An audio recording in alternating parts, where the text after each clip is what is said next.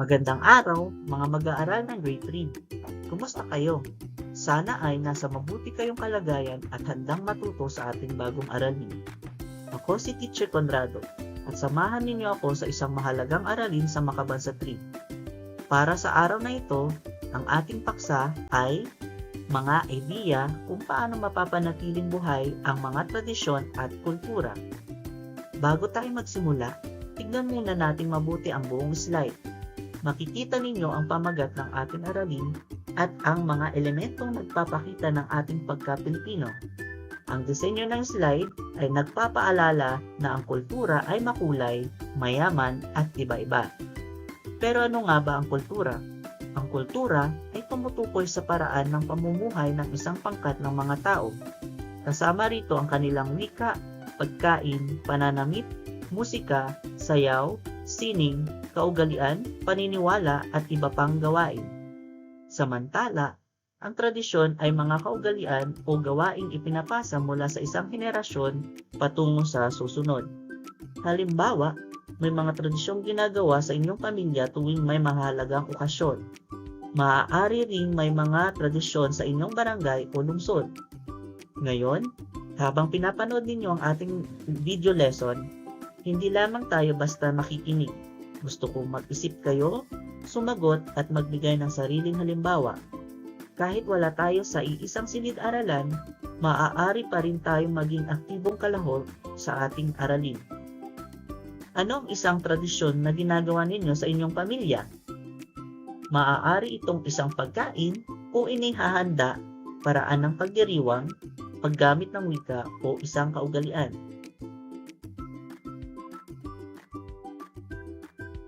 Huwag mag-alala kung wala ka pang naisip. Habang nagpapatuloy ang lesson, ay mas mauunawaan natin kung ano ang kultura o tradisyon. Ngayon, tignan natin ang ating layunin. Ang ating layunin ay nakalilikom ng mga ideya kung paano mapapanatiling buhay ang mga tradisyon at kultura. Ano ang ibig sabihin ng salitang nakakalikom? Ang ibig sabihin nito ay nakapag-iipon o nakapagbibigay ng maraming idea. Kaya sa pagtatapos ng ating aralin, hindi lamang dapat alam ninyo kung ano ang kultura at tradisyon. Dapat, kaya rin ninyong sabihin kung ano ang maaari ninyong gawin upang mapanatili ang mga ito. Tignan ninyo ang larawan sa slide. Makikita natin na ang isang bata ay tila handang matuto at makilahok. Ang batang ito ay kumakatawan sa ating mga mag-aaral. Mahalaga ang larawang ito dahil ipinapakita nito na ang mga bata ay may mahalagang papel sa pagpapanatili ng kultura. Hindi lamang sa matatanda ang maaaring mag-ingat ng tradisyon. Kayo rin, bilang mga kabataan, ay maaaring tumulong. Halimbawa, maaari kayong matuto ng katutubong awit, maaari kayong sumali sa isang cultural presentation, maaari kayong gumamit ng sariling wika ng tama, maaari rin kayong mangalaga ng makasaysayang lugar. Kung bibigyan ka ng pagkakataong pumili ng isang paraan upang mapanatili ang kultura, ano ang pipiliin mo? A. Matuto ng katutubong sayaw. B. Matuto tungkol sa kasaysayan. C. Suportahan ang lokal na produkto or titik D. Lahat ng nabanggit. Siyempre, lahat ng nabanggit ay maaaring gawin at iyan ang matututuhan natin ngayon. Bago tayo pumunta sa bagong aralin, magkaroon muna tayo ng balik-aral. Magbigay ng mga paraan kung paano makatutulong ang kabataan sa pagunlad ng pook. Tignan ninyo ang larawan. Makikita ninyo ang isang batang masigla at handang tumulong. Pinapakita ng larawan na kahit bata pa, mayroong mga kakayahang gumawa ng mabuti para sa komunidad. Ano-ano nga ba ang maaaring gawin ng kabataan? Magaling! Maaari tayong tumulong sa pagpapanatili ng kalinisan, sumunod sa mga batas at alituntunin, magtanim at mag-alaga ng halaman, tumulong sa pangangalaga ng kapaligiran, makilahok sa mga proyekto ng komunidad, at igalang ang ibang tao. Pero may isa pang mahalagang bagay na maaari nating gawin. Maaari nating pangalagaan ang kultura at tradisyon ng ating komunidad. Kaya may koneksyon ang ating nakaraang aralin sa ating bagong paksa. Ang isang komunidad ay hindi lamang binubuo ng mga bahay, gusali, kalsada at puok. Mayroon din tayong kasaysayan, kultura, tradisyon at pagkakakilanlan. Mag-isip ng dalawang paraan kung paano makakatulong ang isang bata sa pag-unlad ng kaniyang komunidad. Magaling! Ngayon ay handa na tayo sa bagong aralin. Tignan ninyo ng mabuti ang larawan. Makikita natin ang isang babae na gumagawa ng isang produkto gamit ang kanyang mga kamay. Makikita rin ang mga materyales na ginagamit niya sa kanyang gawain. Ngayon ay pag-isipan natin. Ano kaya ang magiging produkto ng babae sa larawan?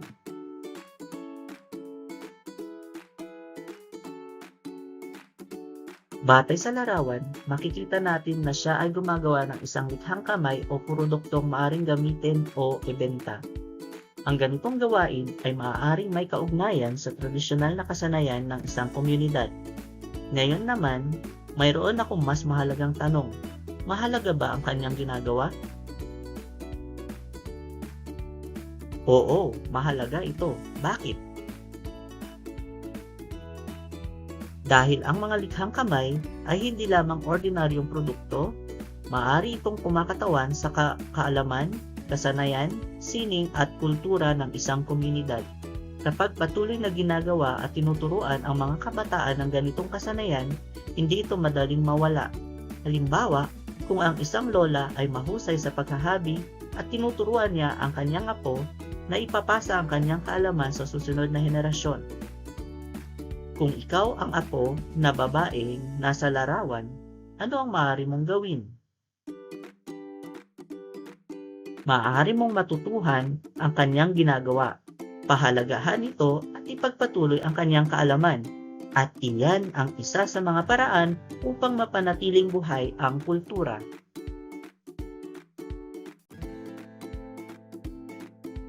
Isa-isahin natin ang mga ideya kung paano mapapanatiling buhay ang mga tradisyon at kulturan sa ating komunidad. Tignan ninyo ang larawan. Makikita natin ang isang batang handang matuto. Ang kanyang kilos at ekspresyon ay nagpapakita ng interes at kasabikan. Mahalaga ang ganitong saloobin sa pag-aaral ng kultura. Bakit? Dahil hindi natin maunawaan ang isang kultura kung ayaw nating makinig, magtanong at matuto. Sa ating talakayan, mayroong tayong 7 pangunahing paraan.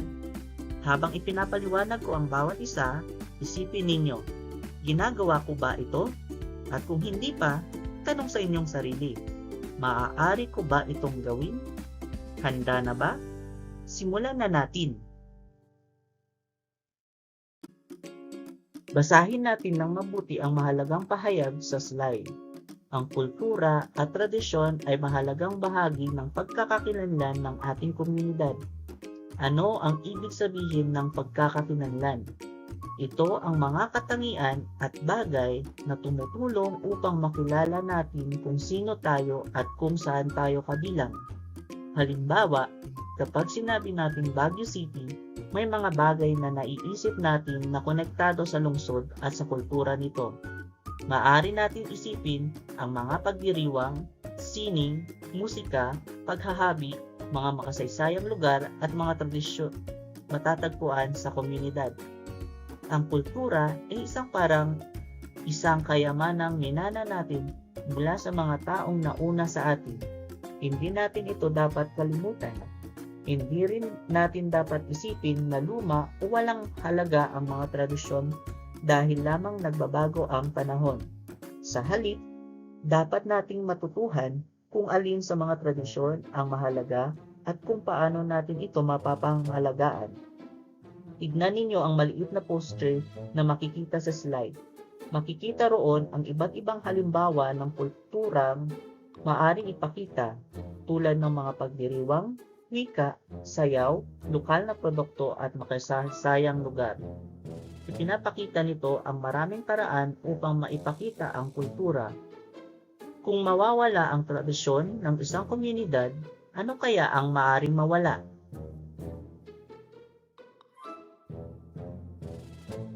Maaring mawala ang ilang kaalaman, kaugalian, sining, wika, kwento at pagkakakilanlan ng mga tao. Kaya, mahalaga ang ating paksa. Mga idea kung paano mapapanatiling buhay ang mga tradisyon at kultura. Una, makilahok sa mga pagdiriwang. Sumali sa mga pista at pagdiriwang ng komunidad upang mapanatili ang mga kaugalian. Ano ang ibig sabihin ng makilahok? Hindi lamang ibig sabihin na pumunta at manood. Ang pakikilahok ay maaaring nangangahulugang pagsali sa mga gawain, pagtulong sa paghahanda, panonood ng may paggalang o pagganap sa cultural presentation. Halimbawa, kung may pista sa barangay, maaaring magkaroon ng parada, sayaw, awitan, paligsahan o iba pang gawain. Kapag nakikilahok tayo, mas nakikilala at nauunawaan natin ang tradisyon. Tignan ang larawan sa kanan. Makikita ang isang makulay na cultural poster na nagpapakita ng iba't ibang paraan ng pagpapanatili ng kultura. Pinapaalala nito na ang pagdiriwang ay isang paraan upang maipakita at maipasa ang kultura. Pag-aralan natin ang sitwasyong ito. May pista sa inyong barangay. Anong pinakainam na gawin? Hindi kailangang pilitin ang sarili na sumali sa lahat ng gawain.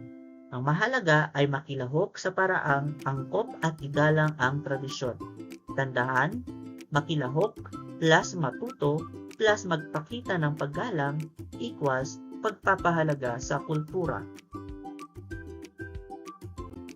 Ikalawang paraan, alamin ang kasaysayan ng komunidad. Makinig sa mga kwento ng matatanda at pagbasa tungkol sa makasaysayan sa inyong lugar. Napakahalaga ng kasaysayan dahil ipinapaliwanag nito kung paano nabuo at nagbago ang isang komunidad. Minsan, ang kasaysayan ay nasa mga aklat, pero minsan, ang kasaysayan ay nasa mga kwento ng ating mga lolo, lola, magulang at iba pang nakatatanda. Halimbawa, maaring malaman natin mula sa ating mga lolo at lola kung ano ang itsura ng lugar noong sila ay bata pa. Maaari nilang ikwento kung anong tradisyon ang ginagawa noon. Maaari rin nilang sabihin kung paano nagbago ang komunidad. Tignan ninyo ang larawan sa slide. Makikita ang isang bata na tila nakikinig at natututo.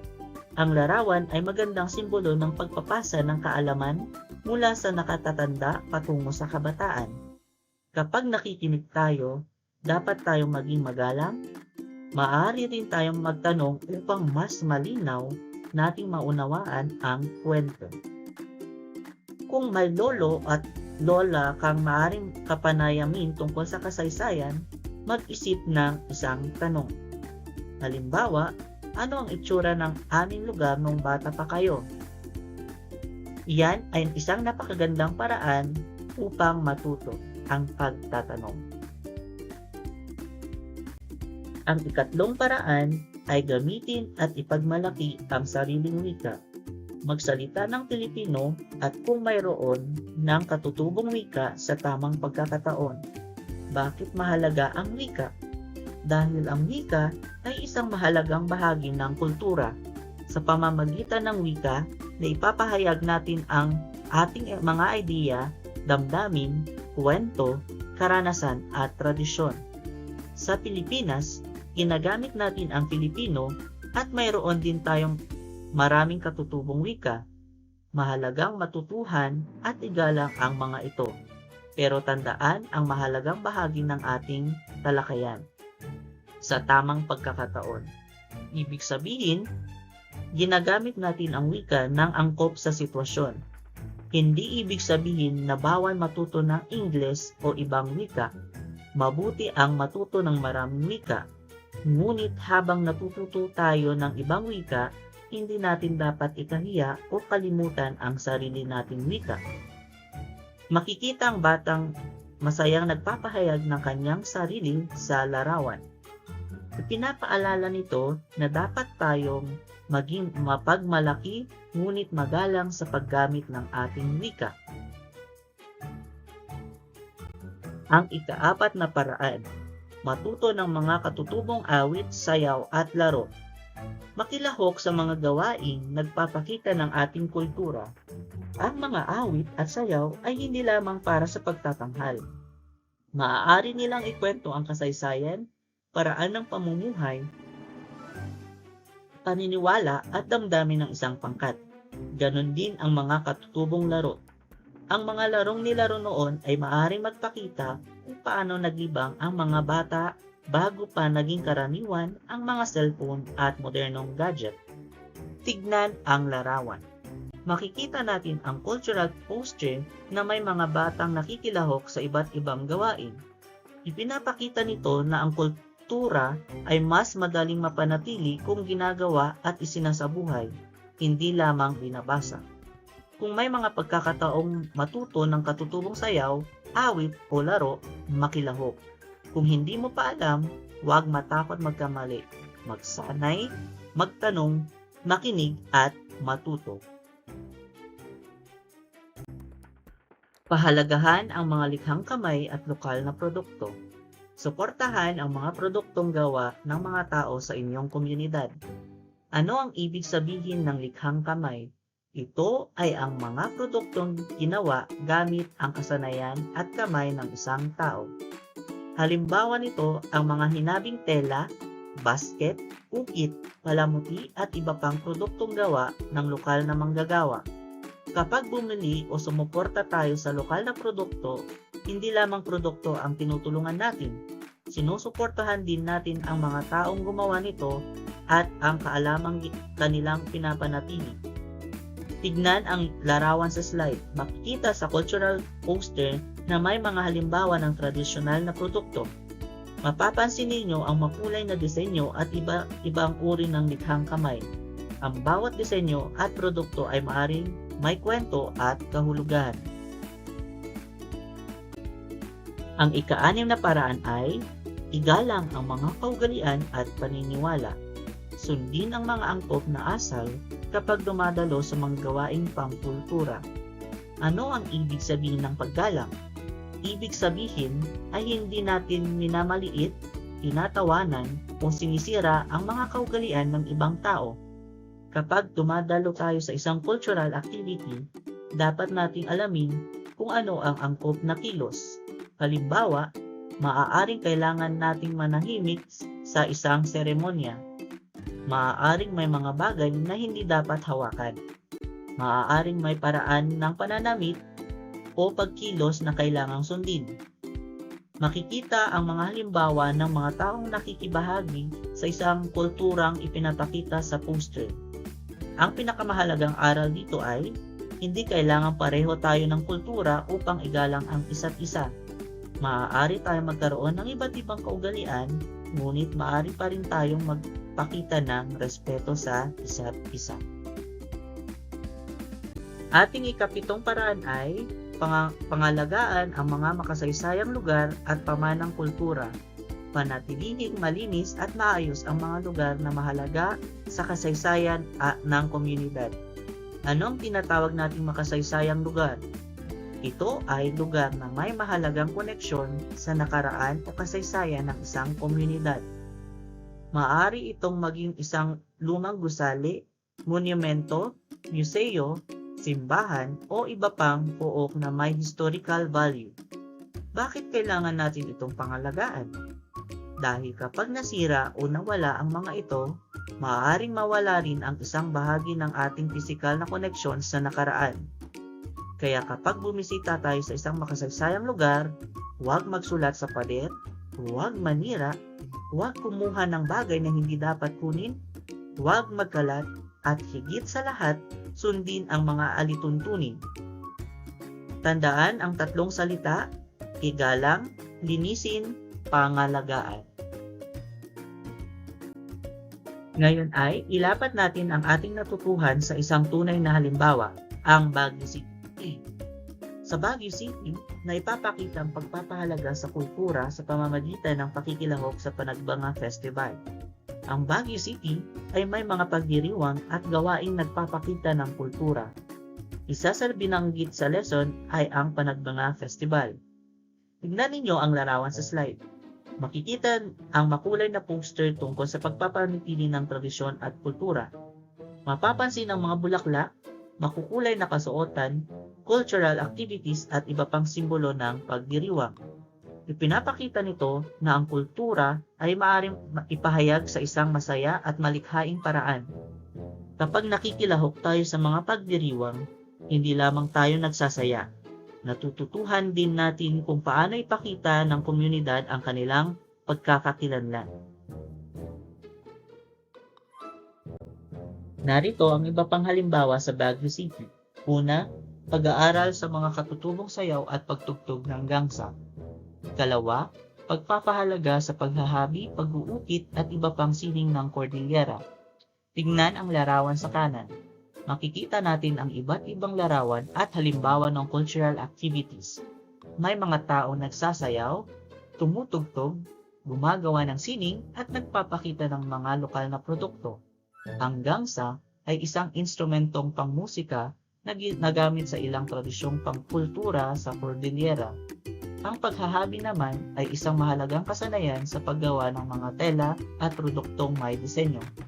Ang pag-uukit ay isa ring anyo ng sining na maaaring magpakita ng kultura at kasanayan ng isang komunidad. Mahalagang matutuhan natin ang mga ito dahil kapag mas maraming kabataan ang interesado, mas malaki ang pagkakataong may pagpatuloy ang kaalaman. Mayroon pang dalawang halimbawa sa Baguio City. Una, paggalang sa mga kaugalian ng mga katutubong pangkat at pagbisita at pangangalaga sa mga makasaysayang pook at museo. Tignan muli ang larawan. Makikita natin ang iba't ibang halimbawa ng kultura at heritage. Kapag bumisita tayo sa isang museo, hindi lamang tayo pumupunta para tumingin. Pumupunta tayo upang matuto. Maaari tayo makakita ng mga lumang kagamitan, likhang sining, larawan, dokumento at iba pang bagay na magbibigay ng impormasyon tungkol sa ating nakaraan. Kaya kapag nasa museo, makinig sa ating tour guide o guro. Basahin ang mga impormasyon, huwag humawak kung ipinagbabawal, huwag magkalat, at huwag sirain ang anumang bagay. Ganito natin ipinapakita na pinapahalagahan natin ang ating pamanang kultura. Ngayon ay dumako na tayo sa pagtatasa. Basahin ang bawat sitwasyon. Magsabi ng tamang paraan upang mapanatili ang kultura at tradisyon ng komunidad. Sa bahaging ito, hindi ko muna ibibigay ang sagot. Gusto kong kayo muna ang mag-isip. Dahil self-learning video ito, maaari ninyong gawin ang mga sumusunod. Una, basahin ang tanong. Pangalawa, mag-isip ng sagot. Ikatlo, isulat ang sagot sa inyong kwaderno. At ikaapat, ipagpatuloy ang video upang makita ang tamang sagot. Huwag matakot magkamali. Ang pagtatasa ay pagkakataon upang malaman kung ano ang inyong natutuhan at kung ano pa ang kailangang pag-aralan. Unang sitwasyon, may pista sa inyong barangay. Ano ang dapat mong gawin?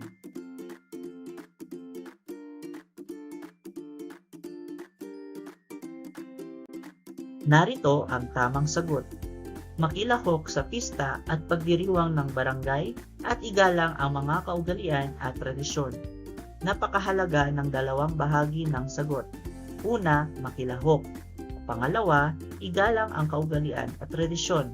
Hindi ibig sabihin na kapag sumali tayo ay maaari na natin gawin ang kahit ano. Dapat pa rin tayong kumilos ng maayos. Kung tama ang iyong sagot, sabihin, tama. Kung iba ang iyong sagot, tingnan kung paano mo ito maaaring pagbutihin. Dalawang sitwasyon. Ang iyong lolo ay nagkukwento tungkol sa kasaysayan ng iyong komunidad. Ano ang gagawin mo? Isipin natin ang sitwasyon. Ang iyong lolo ay may karanasan at maraming alam tungkol sa nakaraan. Maaari siyang magkwento tungkol sa mga dating lugar, tao, gawain o tradisyon. Kung ikaw ay abala sa paglalaro at nagsasalita siya, ano ang mas magandang gawin? Dapat nating ipakita ang paggalang sa nakakatanda at interes sa kanyang kwento.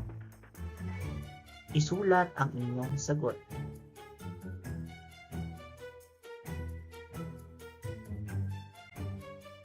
Ang tamang sagot ay makinig ng mabuti sa kanyang kwento at magtanong upang higit na malaman at maunawaan ang kasaysayan ng komunidad. Mapapansin ninyo na hindi lamang makinig ang sagot, kasama rin ang pagtatanong. Bakit? Dahil kapag nagtatanong tayo, mas lumalalim ang ating pag-unawa. Halimbawa, nung bata po kayo, ganito rin po ba ang itsura ng lugar natin? Anong tradisyon po ang ginagawa ninyo noon? Ang ganitong mga tanong ay makakatulong upang matutuhan natin ang ating kasaysayan. Narito ang ikatlong sitwasyon. May programa sa paaralan tungkol sa kulturang Pilipino. Ano ang dapat mong gawin?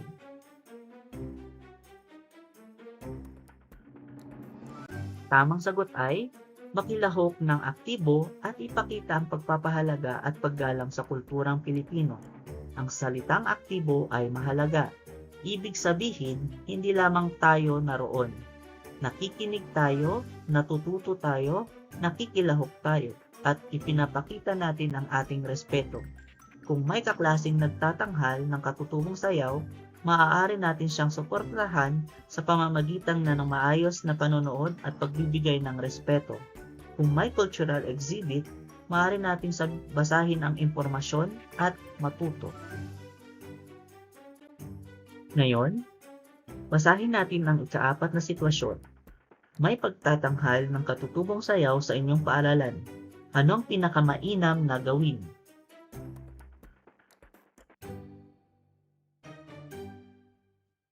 Ang tamang sagot ay manood at makilahok ng maayos at pahalagahan ang katutubong sayaw bilang bahagi ng ating kultura. Mapapansin natin ang tatlong mahalagang ideya: manood ng maayos, makilahok kung nararapat, pahalagahan ang sayaw. Ang kultura ay hindi dapat pagtawanan. Dapat natin itong unawain. Kung hindi natin alam ang kahulugan ng isang sayaw, maaari tayong magtanong. Ang pag-aaral ang daan upang mas mapahalagahan natin ang kultura. Narito ang ika-5 sitwasyon. Namasyal ang inyong kaklase sa isang makasaysayang lugar. Ano ang dapat mong gawin?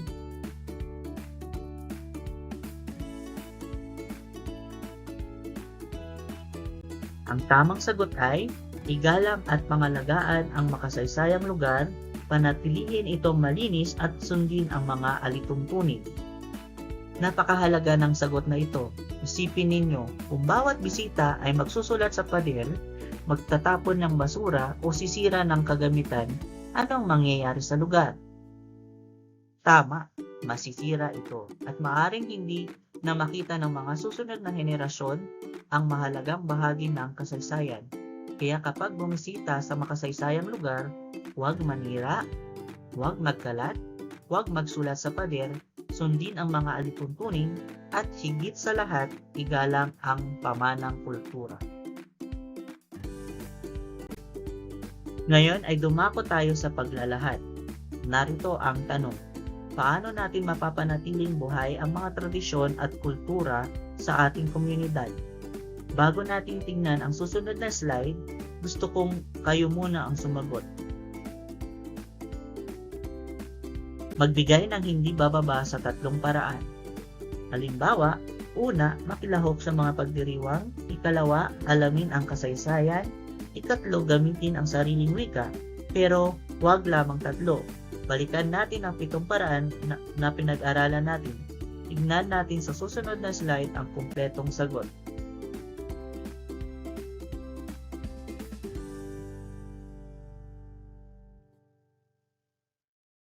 Narito ang kumpletong sagot sa ating paglalahad. Mapapanatili nating buhay ang kultura sa pamamagitan ng una, pakikilahok sa mga pagdiriwang. Ikalawa, pag-aaral sa kasaysayan. Ikatlo, paggamit at pagpapahalaga sa sariling wika. Ika-4, pagkatuto ng mga katutubong awit at sayaw. Ika-5, pagsuporta sa lokal na produkto at tikhang kamay. Ika-6, paggalang sa mga kaugalian at paniniwala. At ika-7, pangangalaga sa mga makasaysayang lugar at pamanang kultura. Ngayon ay mayroon tayong panibagong pagtatasa. Basahin ang bawat tanong, piliin ang titik ng tamang sagot. Sa pagkakataong ito, multiple choice ang ating sasagutan. Para maging interactive ang video, huwag munang tignan ang sagot sa susunod na slide. Basahin ang tanong, basahin ang lahat ng choices, suriin kung alin ang pinakamainam na sagot, isulat ang inyong sagot sa inyong kwaderno, pagkatapos lamang ay pagpatuloy ang video. Una, ano ang dapat mong gawin upang mapanatili ang mga kaugalian ng komunidad? Ulitin ko, ano ang dapat mong gawin upang mapanatili ang mga kaugalian ng komunidad? A. Huwag sumali sa mga pagdiriwang. B. Makilahok sa mga pista at pagdiriwang. C. Manatili lamang sa bahay.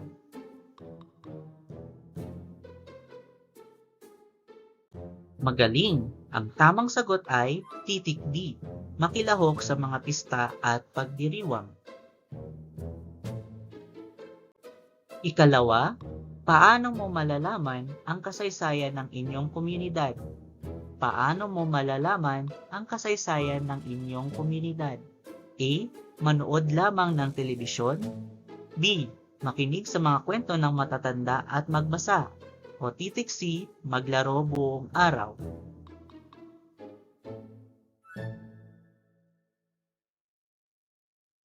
Napakagaling! Ang tamang sagot ay titik B.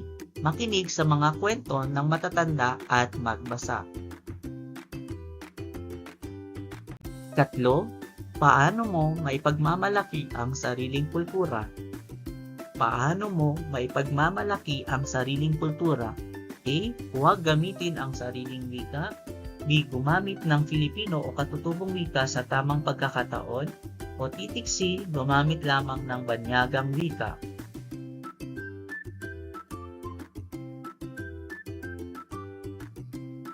Ang tamang sagot ay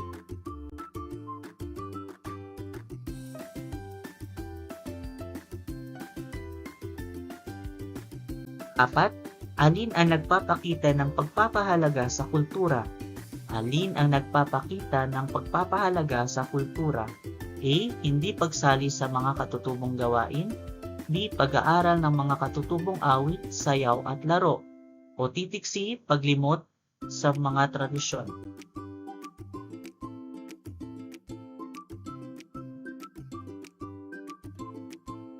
Mahusay. Ang tamang sagot ay titik B. Pag-aaral ng mga katutubong awit, sayaw at laro. Ikalimang tanong, ano ang tamang paraan ng pangangalaga sa pamanang kultura? Ano ang tamang paraan ng pangangalaga sa pamanang kultura? A. Pagsusulat sa pader ng makasaysayang lugar. B. Pagtatapon ng basura sa makasaysayang lugar. C. Panatilihing malinis at maayos ang mga makasaysayang lugar.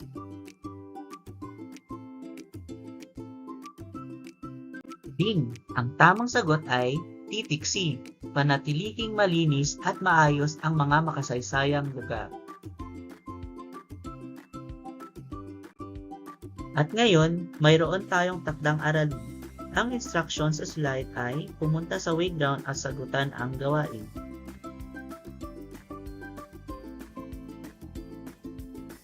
Sa pagsagot sa playground, gawin ninyo ang sumusunod. Una, basahin ng mabuti ang bawat tanong. Ikalawa, unawain ang hinihingi ng tanong. Katlo, tignan ang lahat ng pagpipilian bago pumili. Ikaapat, huwag manghula agad. Balikan sa isip ang mga konseptong natutuhan natin. At ikalima, sagutan ng tapat. Tandaan, ang layunin ng assessment ay hindi lamang makakuha ng mataas na score. Ang mas mahalaga ay malaman kung ano na ang iyong natutuhan at kung ano pa ang kailangan mong pag-aralan. Kaya, sa pagtatapos ng video, pumunta sa inyong playground activity at sagutan ang nakatalagang gawain. Maraming salamat sa pakikibahagi sa ating aralin. Ang inyong pakikinig, pagsali at pagsisikap ay tunay na kahanga-hanga. Tuloy-tuloy lang ang pagkatuto. At hanggang sa muli, ako po ang inyong guro sa Makabansa 3, Teacher Conrado V. Mapili Jr. Hanggang sa muli, paalam!